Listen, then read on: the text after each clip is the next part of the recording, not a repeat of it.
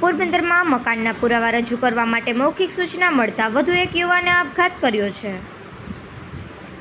પોરબંદરના નરસન ટેકરી વિસ્તારમાં રહેતા દિલીપ મેપાભાઈ સિંગરખિયા નામના 42 વર્ષીય યુવાને બુધવારે બપોરના સમયે તેના ઘરે રૂમની અંદર ચૂંદડી વડે ગળો ફાંસો ખાઈ આપઘાત કરી લીધો હતો. આથી તેના મૃતદેહને પીએમ માટે સરકારી હોસ્પિટલ ખાતે લવાતા અનુસૂચિત જાતિ સમાજના આગેવાનો મોટી સંખ્યામાં એકત્ર થઈ ગયા હતા.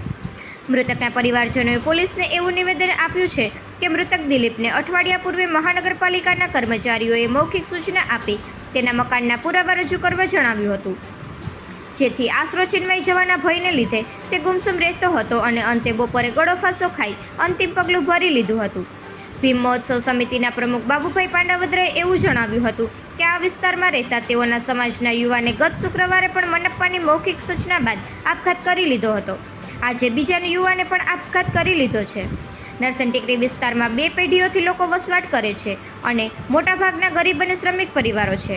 તેઓ કોઈ મોટા માથા નથી અને કરોડોની જમીન પર કબજો જમાવ્યો નથી. નાના મકાનમાં તેઓ રહે છે. આથી મનપ્પાએ યોગ્ય રસ્તો કાઢવા જરૂરી બન્યું છે.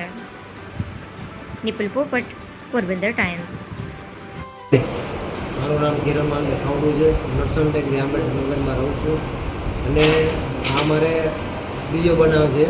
એ પહેલાં 5 દિવસ પહેલાં હરીશ દેવા સિંગરખિયા જે મૌખિક નગરપાલિકા રજૂઆત કરી ગયા હતા ત્યાં તમારું ડિમોનેશન આવે છે, જેથી કરીને એ આઘાત લાગતા એ ટૂંકો ખાઈ ગયો અને આત્મહત્યા કરી દીધી.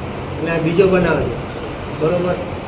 અમે આવ્યા છતાં 3 કલાક થઈ, અમારું નિવેદન નથી લેવાનું, ભાઈનું લેતા નથી કે ભાઈ સાહેબ આવે ભાઈ લેવા, 3-4 કલાક થઈ, અમારું કોઈ સાંભળતા. આજે દિલીપ મેપાભાઈ સિંગરખિયા એ ટૂંકો સુસાઇડ કરેલી છે અને આ કારણ છે, બરાબર. એના ઘરના પણ આજ 5-10 દિવસ પહેલાં નગરપાલિકાના સ્ટાફ આવી અને મૌખિક રજૂઆત કરી ગયા હતા કે ભાઈ આ તમારો જે કંઈ પુરાવો હોય રજૂ કરો, નગર આ ડિમોનેશન થશે. માંગણી છે કે જે અમારે આ બીજો કેસ છે, બરાબર. આની હજી પહેલાં ભયમાં છે, બરાબર.